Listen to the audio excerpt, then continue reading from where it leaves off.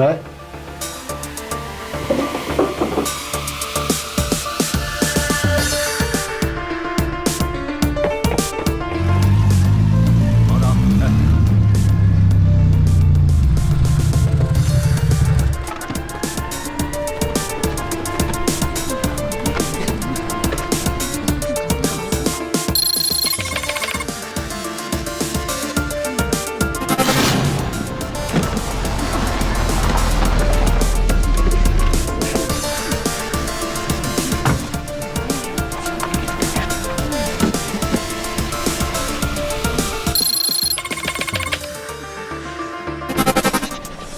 小朋友，这里可是封锁的案发现场。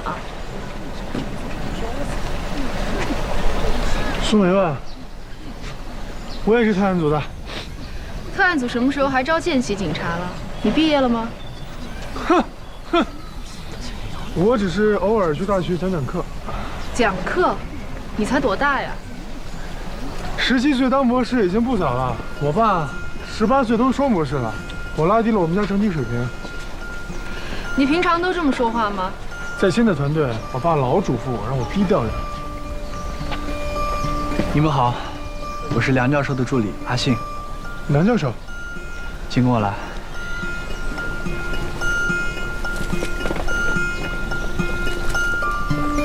高斌。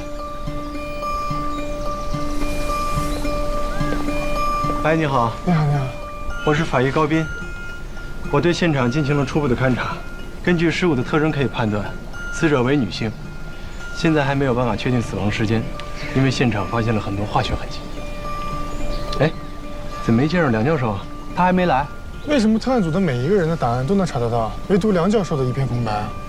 梁教授，特案组的负责人，公安部特案要案专项领导，警界传奇，破案率100%，平均结案时间不超过1个月，而且他还是个长腿欧巴。啊，在我的电脑面前从来没有保密2字。哎，梁教授，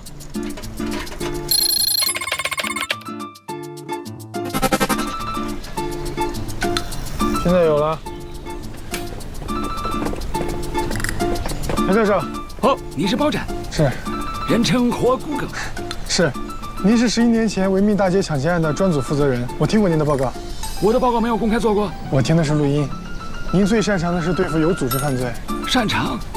我最擅长的是做饭，裁缝也是我的专业。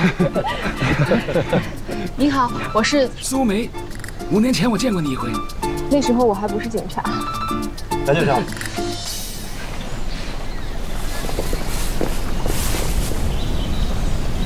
哦，这里被锤子锤过，凶手看来是个老练冷酷的人。梁教授，我在受害人的骨头上发现了一些细小的痕迹，很奇怪，不像是金属利器造成的，更像是动物撕咬。所以我在想啊，很多凶手在处理尸体的时候，喜欢先处理掉尸体上的脂肪，特别是用动物撕咬的话 ，DNA 的证据就会少很多。所以很多黑社会它都是开沟厂。1997年，在美国加州发生了一起类似的案件，他只不过把死者放进了鱼缸里，为什么呢？是因为他养的是食人鱼。我只是给大家一些启发啊。知道了，小天才。凶手在处理掉尸体上的脂肪之后，把剩下的骨头放进那个坛子里，现场也没有发现指纹。看起来凶手很享受处理尸骨的过程。应该是连环杀手吧？我觉得，这么狠毒的方法应该不是第一次杀人了。我们可以排查一下犯罪记录，这个杀手应该从小就开始犯罪了。所以我们可以肯定的一点就是，抛尸地点不是在这里。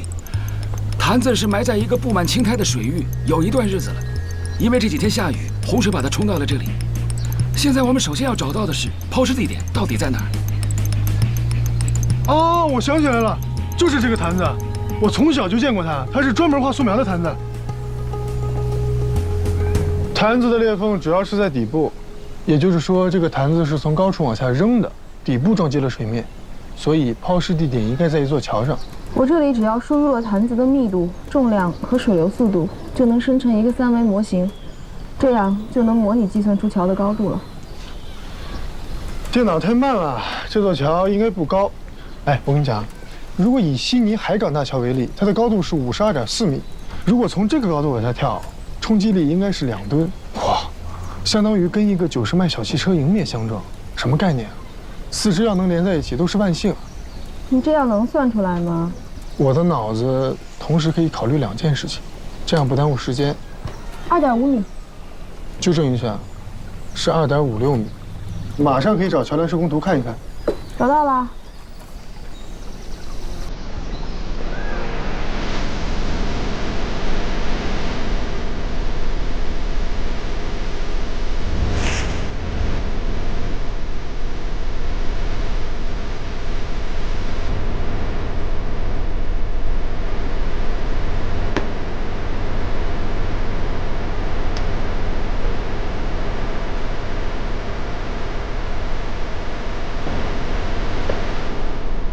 别动，警察！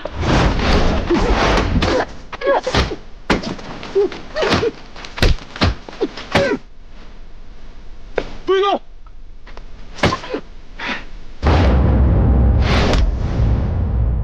别动！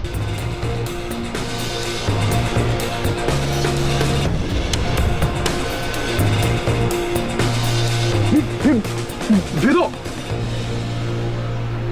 你别动了，再动就破坏现场了。你就是华龙啊？你怎么会在这儿啊？坛子这么大，搬到这儿肯定引人注目。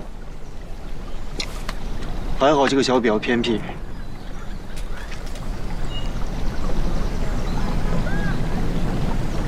我们已经找到了抛尸地点。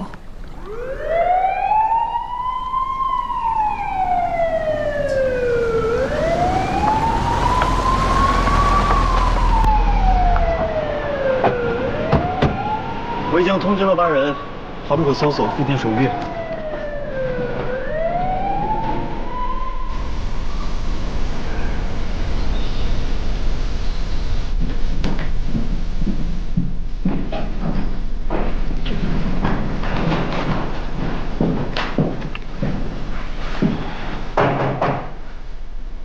你们都认识了吗？留下了非常深刻的痕迹。我以为高手都会本能反应的躲开呢。你的重心太高了，我要是躲开的话，你腿会受伤的。不是你下次来通知一声嘛，毕竟咱们是团队合作，是吧？我要是不想跟你合作呢。既然大家熟悉了，谈谈线索吧。刚好在桥上的护栏啊，发现了一组奇怪的脚印。那不是很多小情侣约会吗？说不定鞋印是哪个小情侣留下的呢？小情侣站在石桥的护栏上，怎么了？泰坦尼克号的小情侣还站在甲板的护栏上呢，照样情意绵绵的。我跟你讲，越危险越刺激，就是有那种2个恋爱的人心跳加速的那种荷尔蒙分泌的感觉。我觉得我倒是有必要教教你该怎么说话了。你还是先教他怎么挨揍吧。你也不差呀。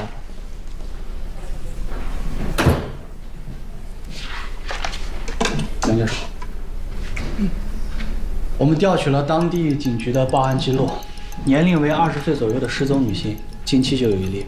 通过对比 DNA， 我们确认了尸骨的身份，死者名叫莫非，2周之前失踪。失踪之前，曾经在镇上最大的一家画廊学画。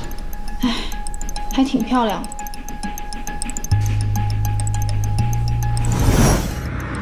梁教授，画龙给人感觉永远是那种单打独斗、容易惹麻烦的。你是怎么考虑把他拉入特案组的？你如果当过5年的卧底，也会这样的。一个人单打独斗，早晚会崩溃。有时候要休息，明白了？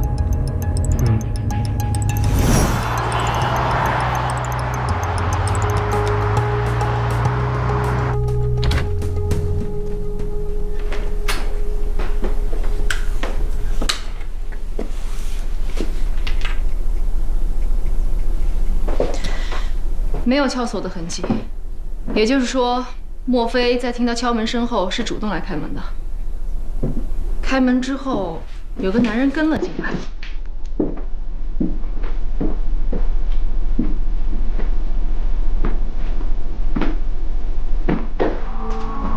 屋子很冷，地板很凉。女孩平时穿的都是这种加厚头型，可是从现场来看，他一直在胶州等待一个男人的到来。门应该是没有上锁，因为这种锁一旦挂上，必须用钥匙才能够打开。当他看到这个男人出现的时候，兴奋地跑了过去，忘了穿拖鞋。那他也可能是忘记锁门了，所以凶手就趁机入室抢劫加强奸了。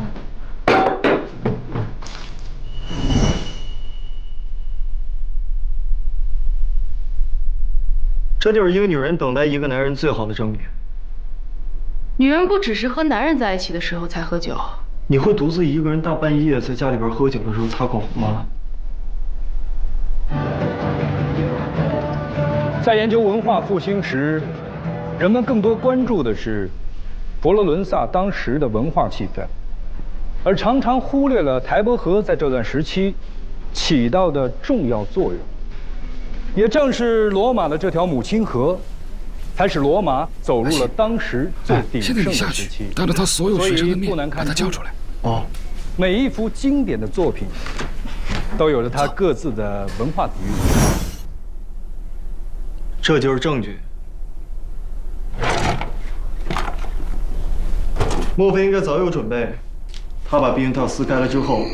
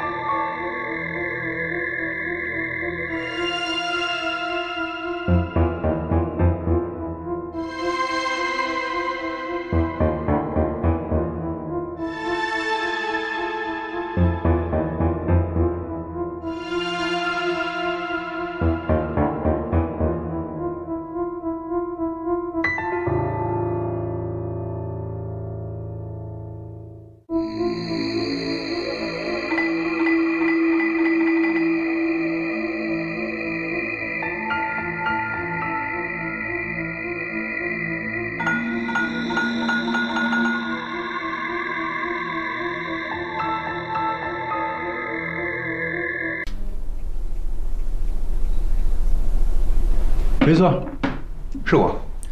那么莫非是你的小女朋友吗？我们不是你说的那个关系，我们仅仅是师徒关系。我们调查了莫非的社交网络，一共有172条未公开的信息，68条跟你有关。你的画作出现了32次，你跟我讲你跟他只是师徒关系。学生里头啊，有不少女孩迷恋我，这很正常。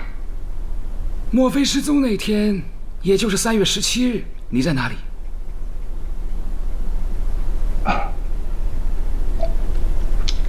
那天晚上我跟我老婆在看戏，哎，你可以去问我老婆。17号，那天我跟麦西去看话剧了。你们看的什么剧啊？罗伊跟马拉。不过我们岁数大了，也就不再相信这些美丽的谎言了。经常去看话剧吗？没事儿的时候就会去看。你们那天是几点结束的？大概是晚上。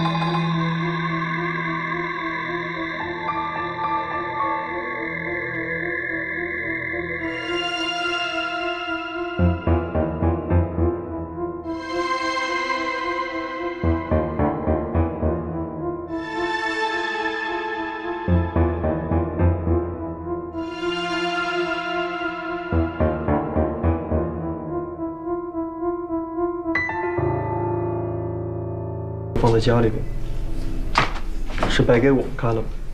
这个李峰和她老公有一双一模一样的拖鞋，李峰的那双破损很严重，但是麦西的很新。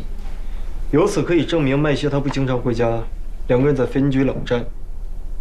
莫非的出租屋隔音并不好？那天我询问了他的邻居，他失踪那天他们并没有听到任何的尖叫声，所以我认为熟人犯案的可能性会比较大。画廊的邻居告诉我们，画廊根本就不赚钱，而且教学也没有利润的。麦西主要靠老婆养活，老婆家里很有钱，他是个上门女婿。这个麦西呢，平时赚不到什么钱，生活压力很大，所以在小女生身上找到了自信，结果被小女生纠缠上了，怕得不到老婆的财产，所以就对小女生下了手。好，说到物证啊，我觉得有个地方很奇怪，麦西戴的戒指非常旧，但他老婆戴的戒指却是很新的，款式一样，新旧不同，记下这一点。教授，这是莫非的出租屋提取的指纹跟麦西的指纹对比结果，还有这一张，是石桥上的脚印儿跟麦西的对比结果。把麦西找来吧，跟他好好聊聊。喂，啊？石桥下又发现了另一具尸骨。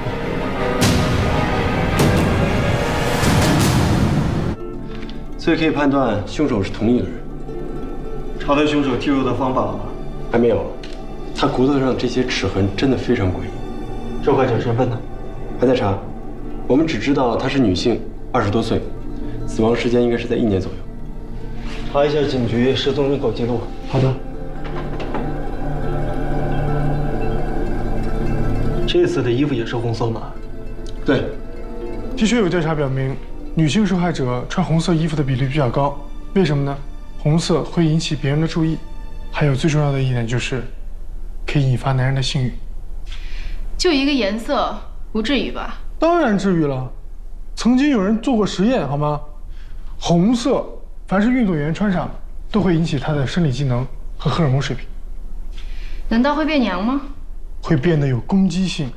其实性欲和攻击性是一回事儿，这不是我说的，这是弗洛伊德说的。哎，注意一下啊，这次尸体的处理方法没有上次娴熟。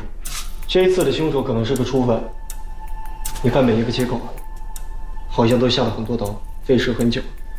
还有一种可能，就是他对死者非常的宠爱。哎，我们错过了一个非常重要的问题，坛子。凶手在处理掉尸体上的脂肪之后呢，把骨头放进醋里面泡着，泡一段时间之后它就变软了，然后一用力就可以放进坛子里面。不是，我是说，他为什么要把尸体放进坛子里呢，而不是旅行箱里？这样不是更容易携带吗？除非有一点就是，坛子对于凶手而言比旅行箱更容易拿到手。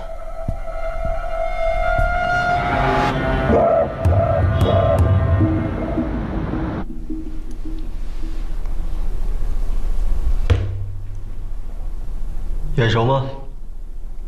眼熟，以前我有个一模一样的。承认了。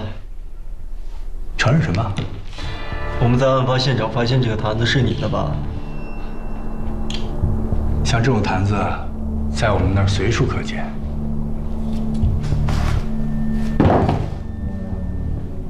这个你看看。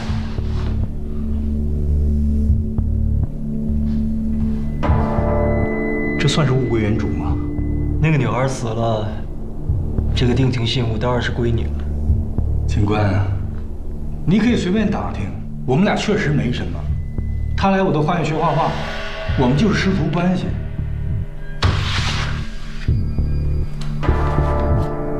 你就这样为人师表了？是，他勾引我，但是我忍住了。在最后一刻，我作为丈夫，我克制住了自己的欲望。我对天发誓。你还是对天发誓？叫画龙出来吃饭啊！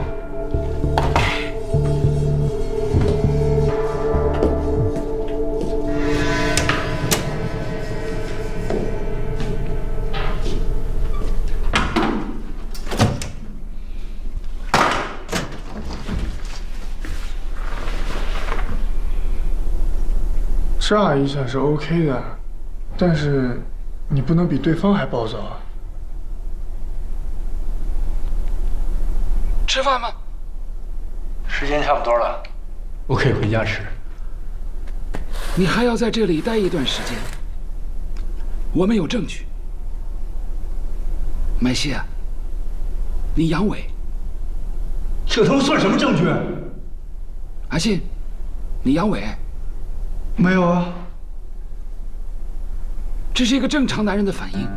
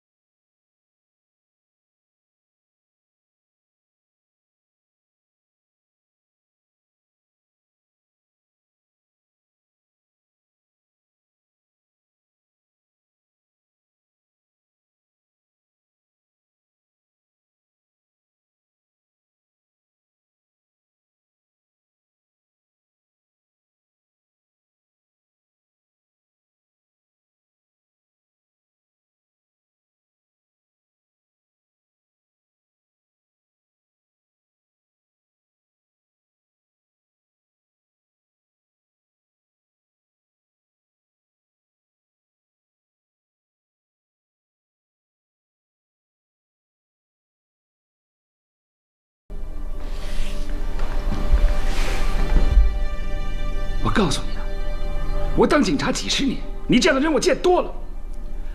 表面上长得风流倜傥，在我眼里，你就像塞住的马桶。你这种案子已经不多了，洗干净屁股，坐牢吧。好吧，人是我杀的。看到差距了吗？你是说我和你的吗？我长时间失眠，后来发展成了梦游。1个星期以前，就是下雨那天，我发现醒来自己在桥上。麦西的梦游症是3年前开始接受治疗的，可是要知道，梦游症是从小才能得的病。3年前在麦生身上发生了什么让他无法接受的事情？这个我查了一下，3年前有一个叫赵芊芊的女孩，她也失踪了，而且她也曾在麦西的画廊里学过画。我们查过所有失踪的案子了，没有找到这个。因为这个案子之后被撤销了，系统更新之后就查不到了。我也查的是3年前的档案备份。可是为什么被撤销了？因为赵芊芊被找到了，她在报案后的第4天给她的家人发了信息，也发了照片，所以她的家人就撤案了。他现在在什么地方？她现在还活着，至少是在网上。她每隔一段时间都会更新照片，透露她自己在哪里。照片的这个光不太对啊。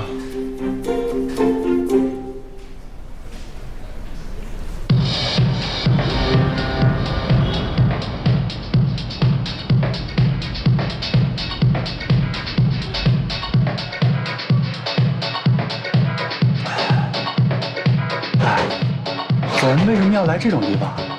我们现在唯一能确定的线索就是杀死墨菲的人，同时也杀死了一个叫幻玉的姑娘。幻玉就是我们发现的第2个死者。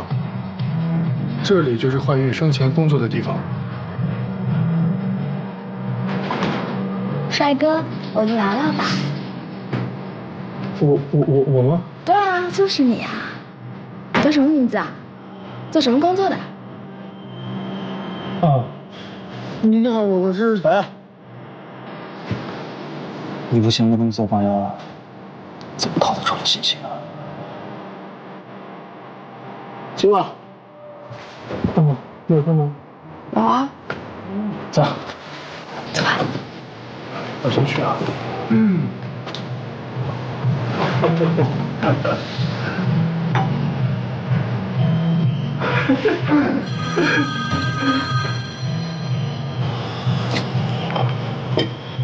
喂。好。查到麦西的医疗记录，的确接受过梦游症治疗。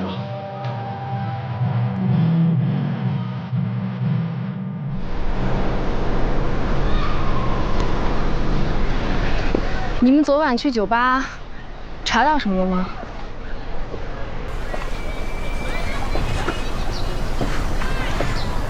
本来我对麦西的怀疑已经减少了一些啊，可是昨天晚上去酒吧的时候碰到了一个舞女，她说麦西和幻玉认识，而且麦西曾经为幻玉画过一幅画，这个女孩在她闺蜜面前无数遍的炫耀，想必他们两个肯定有问题。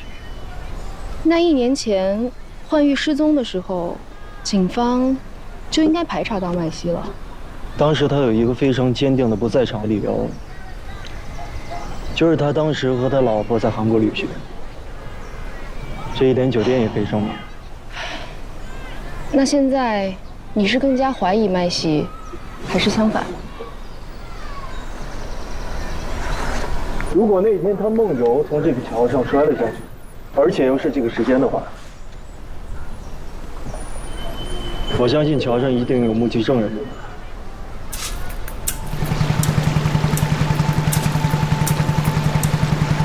跟您打听一下，您是不是经常在这钓鱼的？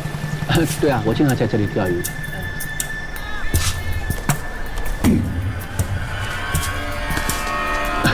警察大哥，我钓鱼你也要管的。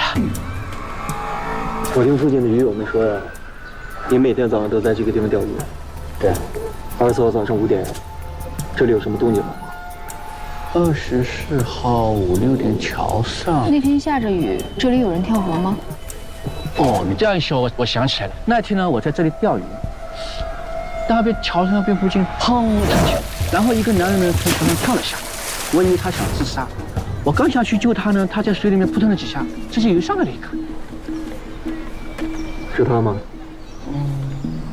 对，就是他。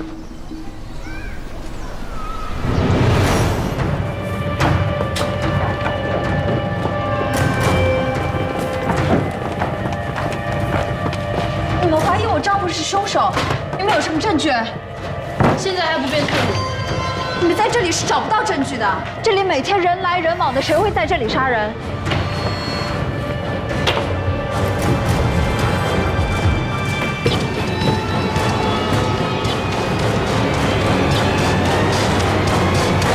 赵芊芊，还记得他吗？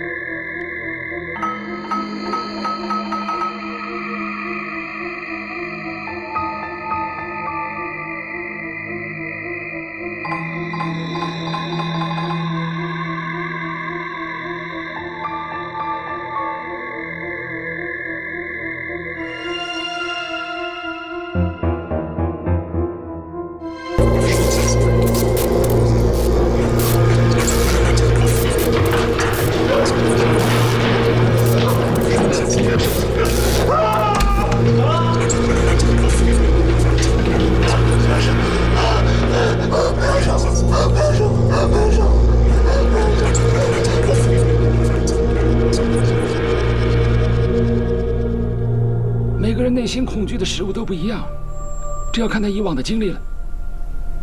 莫非和幻玉尸骨上的咬痕，会不会是老鼠造成的？从咬痕的深度和长度看，动物的体型应该更大一些。老鼠啃咬尸体，至少是一大群啊！别说画廊里没有老鼠，还养了很多猫啊。那个画家不像是爱猫的人。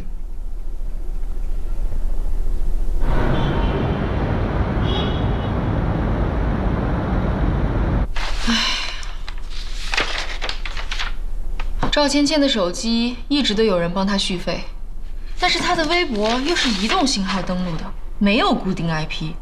唯一可以确定的是，她是在这个小镇登录的。那个画廊里除了有几部恐怖的画之外，没有任何线索了。现在能撬开她嘴的人，也只有赵芊芊了。赵芊芊的失踪案在这个小镇还挺受关注的，很多人去她的微博下面留言。但是最值得关注的是，有人提到她曾经……你总是习惯把树钩往上挑，这样并不美观啊。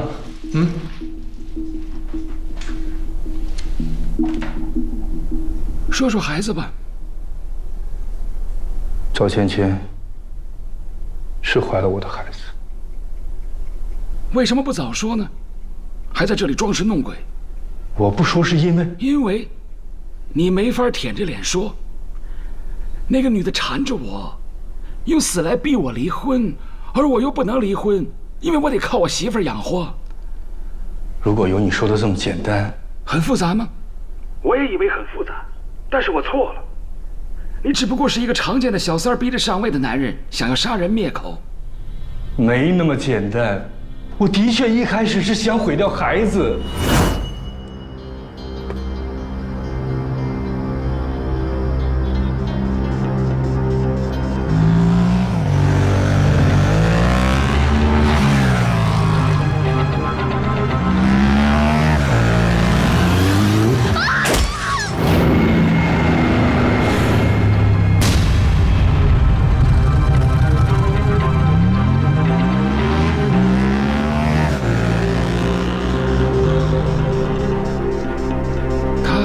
认出你了吗？摩托车是借的，但是我真的没想杀他。后来，我又开着车回到了那个地方，想接他去医院。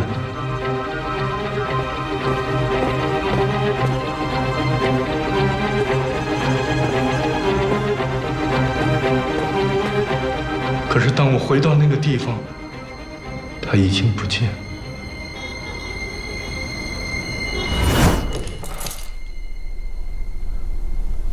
一开始，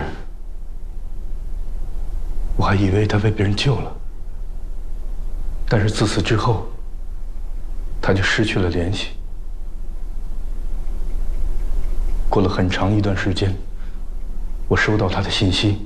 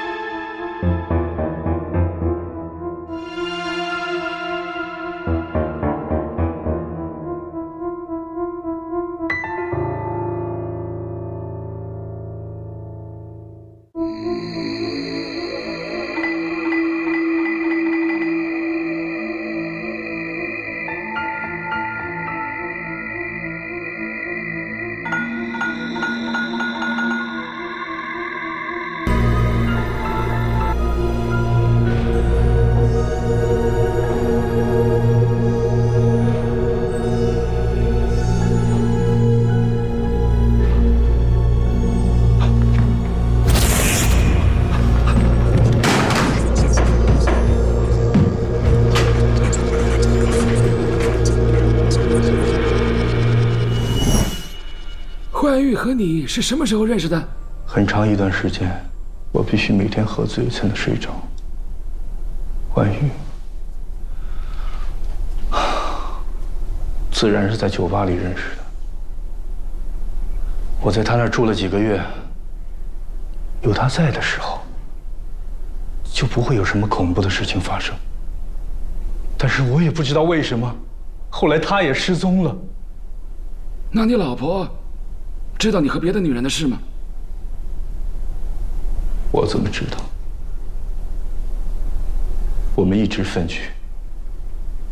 这3年来，你有没有见过赵芊芊？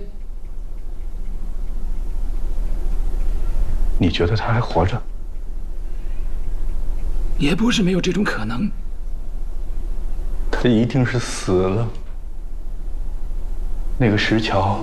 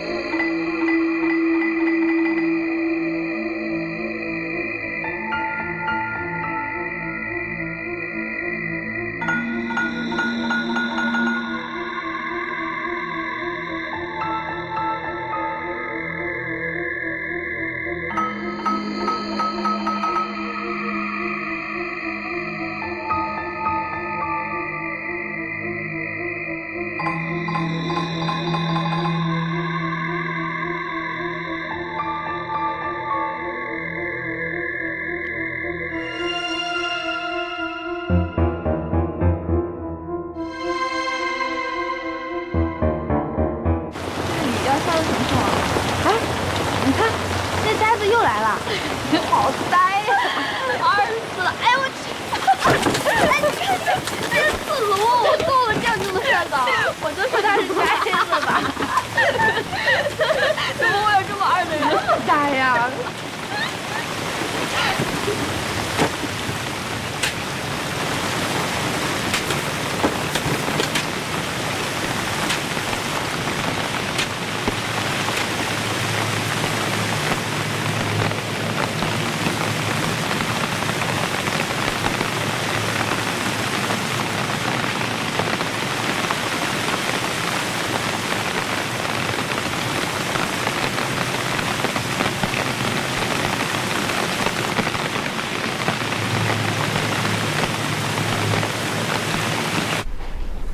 这画是怎么回事？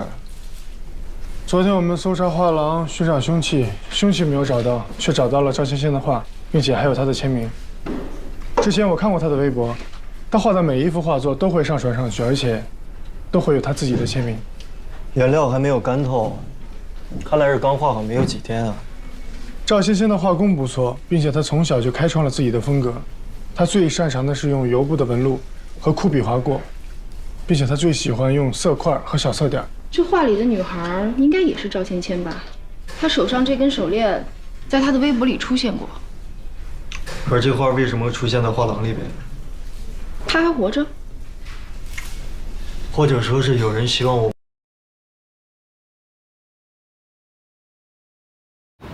喂。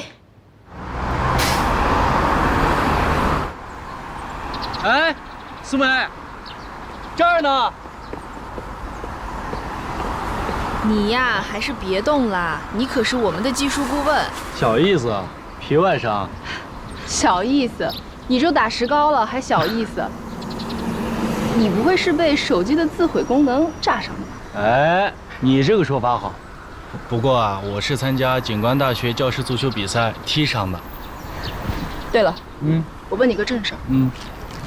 手机的硬件如果彻底损坏了，还有可能修复吗？我毁成这样，你跟手机有仇啊？着急吗？挺急的。哎，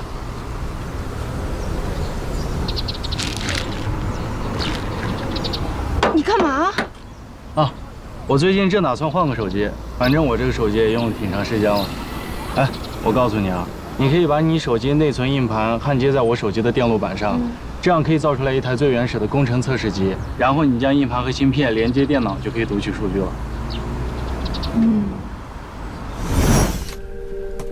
赵芊芊，你还记得吗？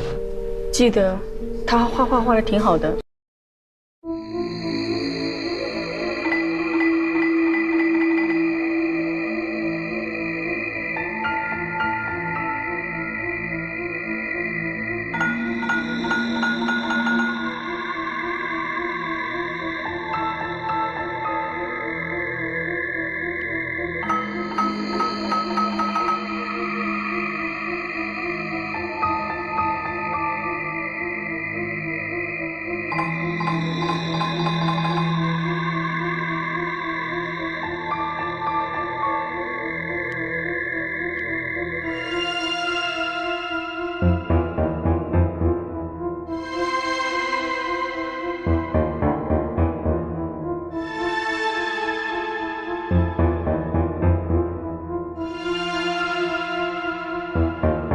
他在河边画花。你是看到他本人，还是看到那幅画？画花。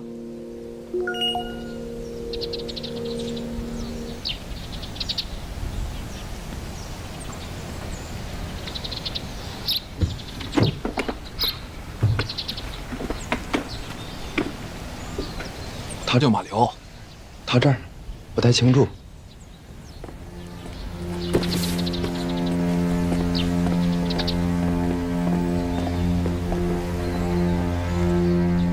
如果赵芊芊还活着，她现在应该在什么地方？我觉得他已经死了。如果他还活着，他为什么可以忍3年不露面？我也同意，赵芊芊已经死了。我觉得他已经死了。按照报复的逻辑，他第一个应该杀的人是李凤。他为什么要杀他呀？他和他老婆已经分居多年了，他的所有的心思不在他老婆身上，为什么杀？虽然他们俩已经分居很久了，但是按照法律和婚姻的角度，李凤还是他们俩最大的阻碍。手机的数据已经恢复了，这个照片确实是赵芊芊本人，但是拍摄时间是3年前，这说明有人拿赵芊芊的图片吓唬麦西。可是他想要达到的目的是什么？李凤，她想警告她的男人，不要再出去乱搞。可是我们之前很早调查过李凤，她有不在场证明啊。这个我知道，焕玉失踪的时候，她在韩国整形，而莫非失踪的时候，她又在看戏剧演出。但是每一次她都有这么确凿的不在场证明，是不是太巧了？哎，还有一种可能，李凤身边有一个第三者，暗恋李凤，一直默默地帮李凤杀小三。你们看过《白夜行》吧？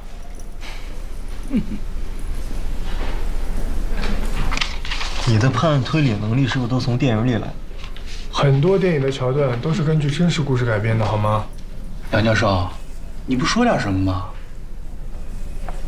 苏梅，你的车在磨合期吗？是啊，新车在磨合期。知不知道暴力磨合，就是在磨合期的时候让火花塞和气缸壁强力磨合，虽然价钱有些昂贵，但是很有效。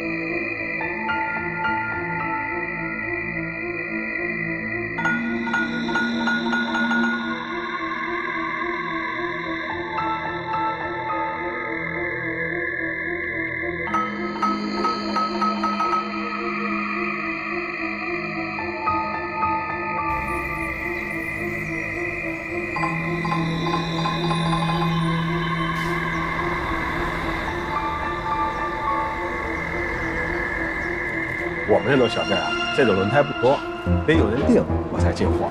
那你们这儿有没有买轮胎记录？哎有。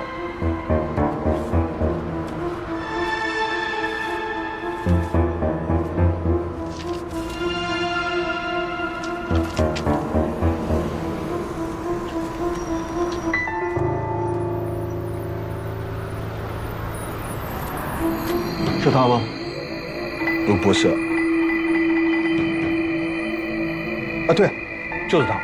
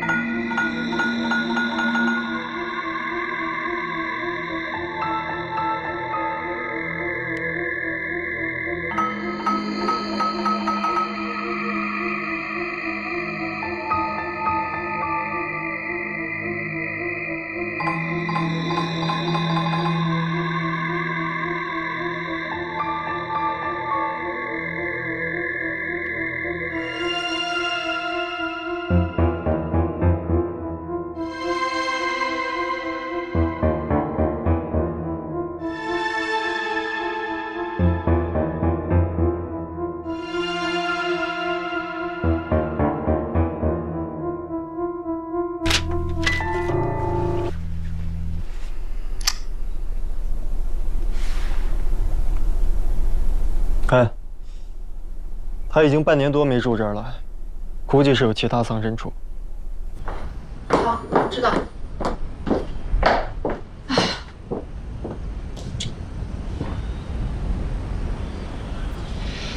马流还有没有其他的住址？马流的住址我只知道那一个。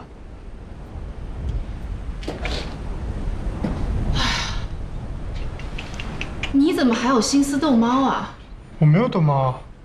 那你在干嘛？这毛笔上的毛有一种独特的香味，如果我没有猜错的话，应该是老鼠毛。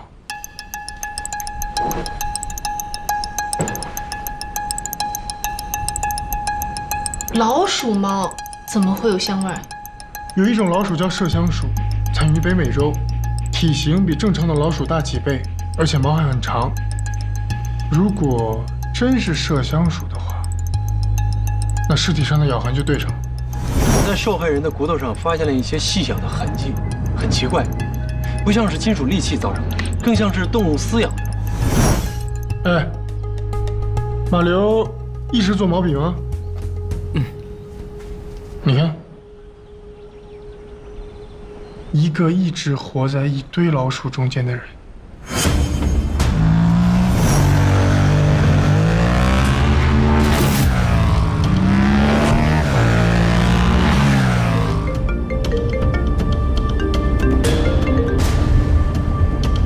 喂，马流的手机已经关机了，只能查到他最后一次开机的位置。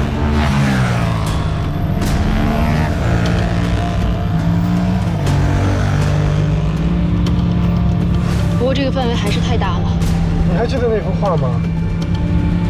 画上赵欣欣在河边，那是水仙花。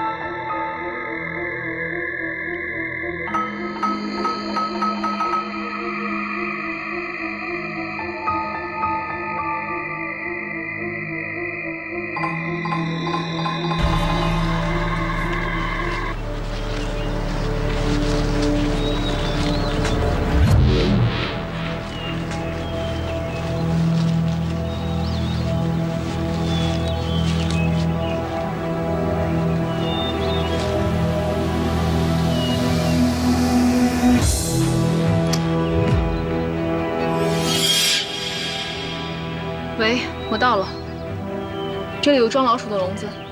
你小心点啊！我马上到了，跑得也快。嗯，好。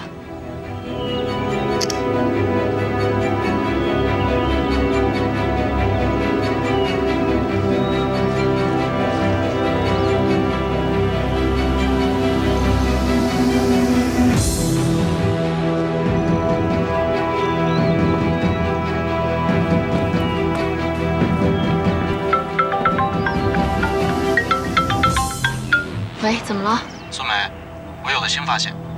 我刚刚分析手机的时候，截获了一条信息，我觉得应该很关键。好。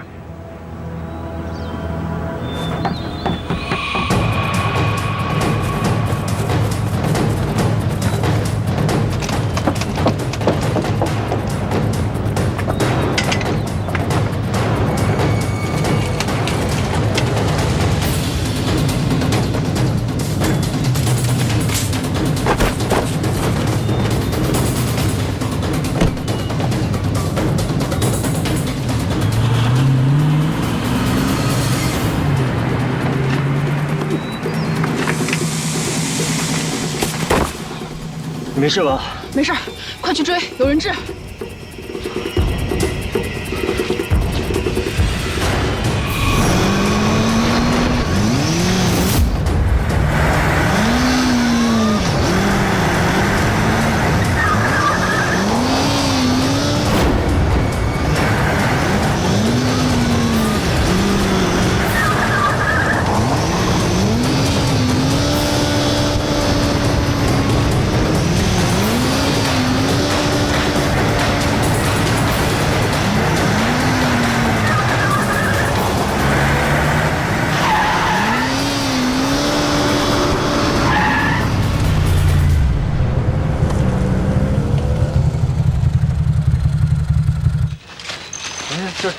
这跑了。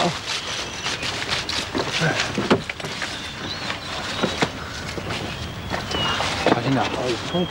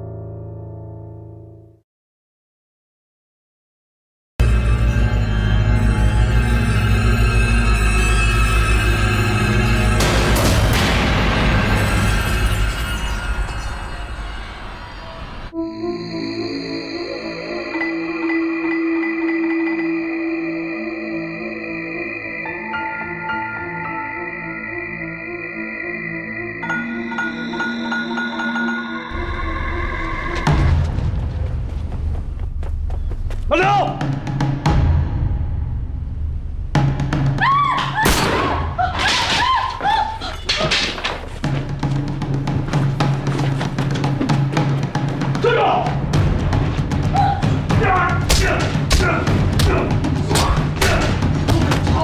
站住！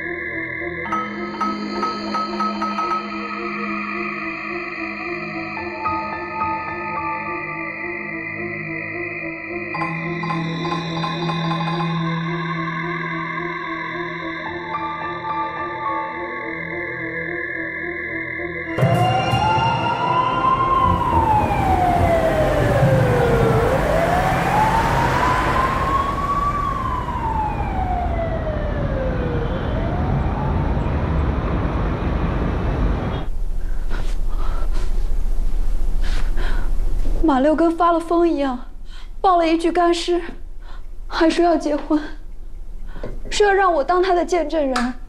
我跟他说，让他看清楚，赵芊芊已经死了。你怎么会出现在画廊？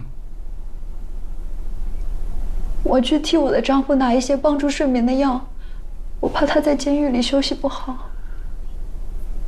你当初没有发现马流有什么不对劲吗？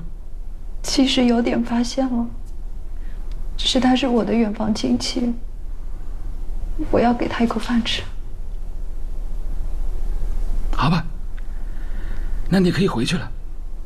把伤养好了，阿信会带你回来做笔录。好，谢谢。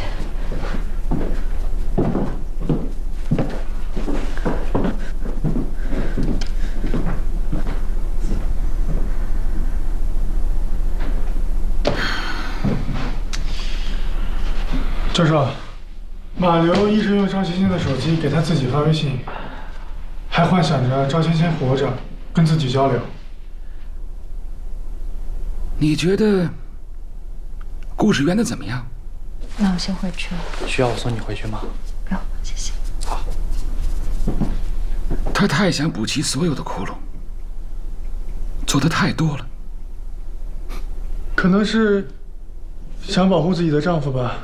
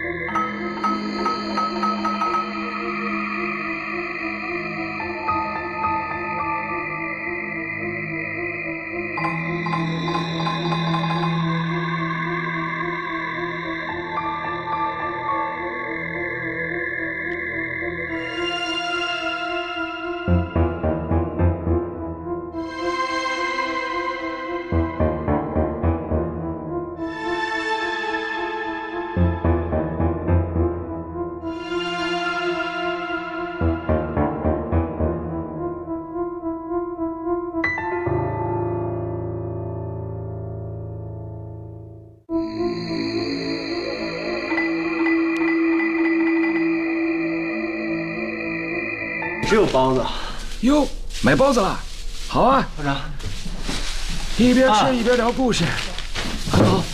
杨教授，案子不是结了吗？看起来是。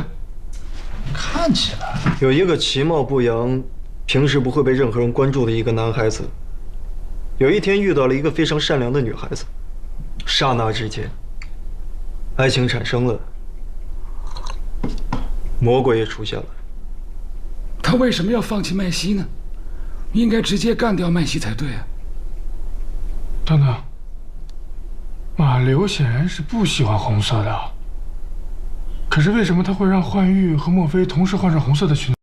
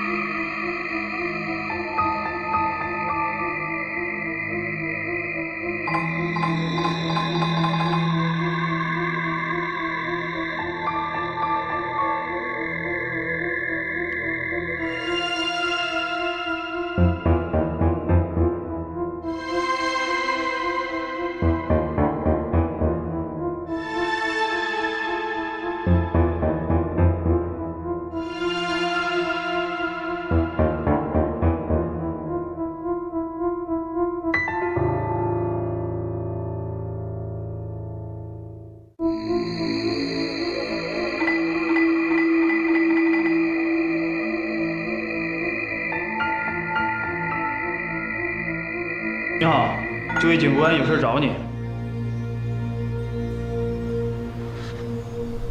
怎么了？案子不是结束了吗？别紧张，公安局嘛，环境就是这样的。向来有些严肃啊。我请华警官呢讲个故事，来缓解一下气氛好吗？一个男人的情人怀孕了，他这个情人用肚子里面的孩子威胁这个男人，想要跟他结婚。但是这个男人担心他老婆还有身边的朋友知道，所以把他约到了荒郊野外，想要骑摩托车把这个孩子撞掉。说完了，那我可以走了是吗？哎，才刚开始。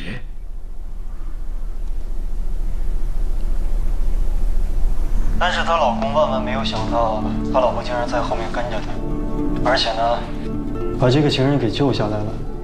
但是老婆突然发现这个情人认出了老公，她一方面想要去保护老公，一方面对这个情人肚子里面的孩子起了嫉妒之心。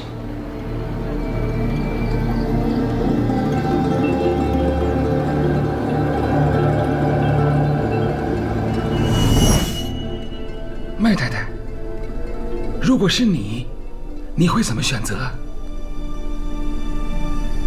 救人。可是，在我的故事里边啊，他的老婆是起了杀人之心。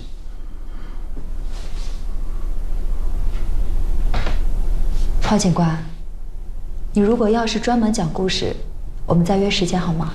这个故事现在才开始精彩。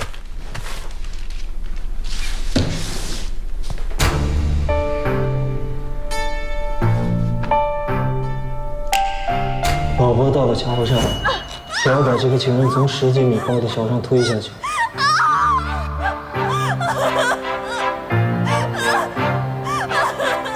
但是在他推的过程当中，情人紧紧地抓着他的手臂不放，最后坠落下去的时候，把他戒指戴了下去。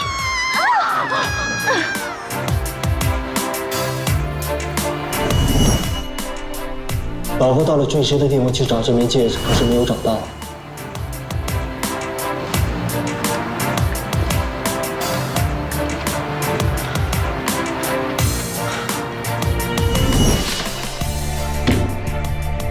最后又买了一枚新的戒指。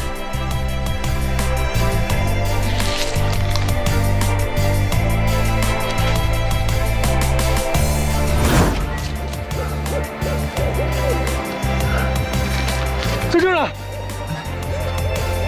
我找到了。是。麻烦你帮我看一下，款式是不是一模一样？但是你不能拿走，因为上面有赵芊芊的血迹。好了好了，故事我来继续讲好吗？尸体总是要扛走的，但是以你的体力，所以想起来，哦，我有一个远房亲戚叫马流，人老实。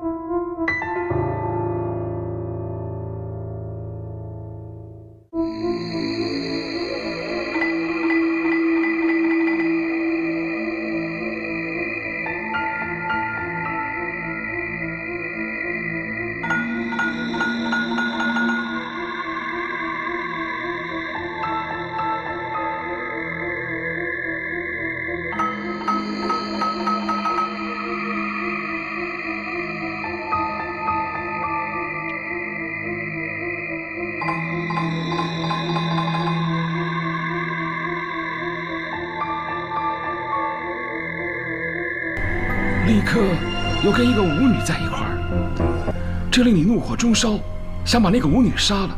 但是怎么杀呢？马流又不听你的话，他只听赵芊芊的话。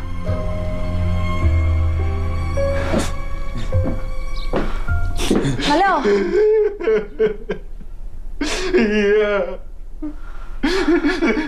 姐，不见了。你是不是做什么事情惹他生气了？没有。别哭啊！你别哭。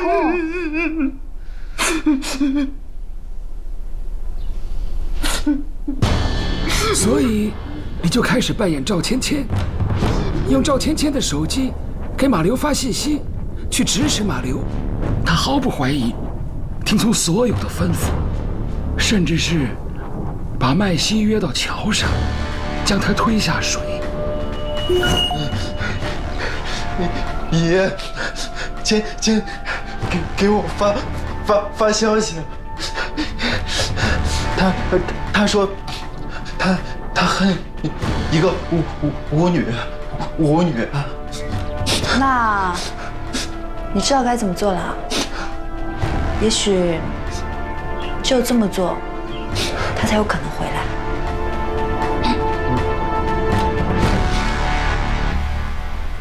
是你告诉马溜如何处理尸体，如何抛尸。马溜一个这么鲁莽的人，但只凭他一个人，早就被人抓起来了吧？摔碎了手机所有的通话记录。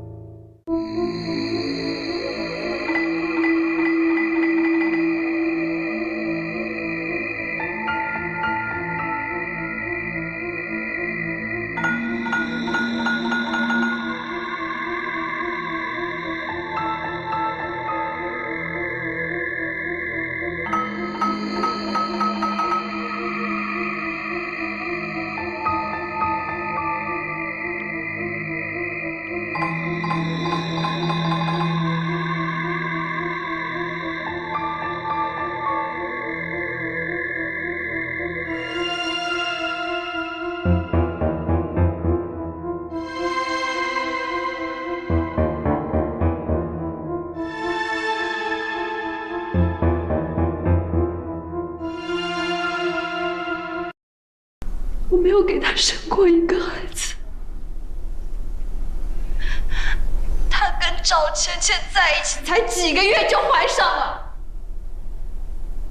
那个时候他还天天陪着他，还叫他什么水仙花，真够恶心的。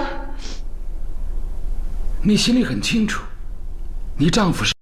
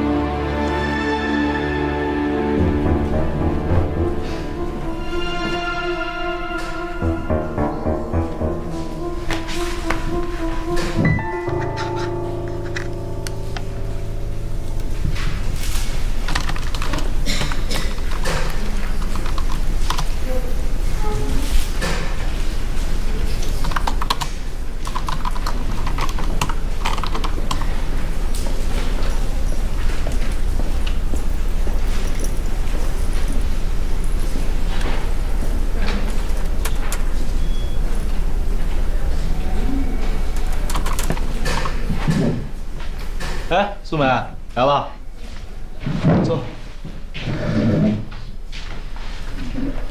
哎，你看这个水仙花可算是开花了，这是新生的意思吗？它的花语从来不是为了新生，而是为了爱情，不计回报的牺牲。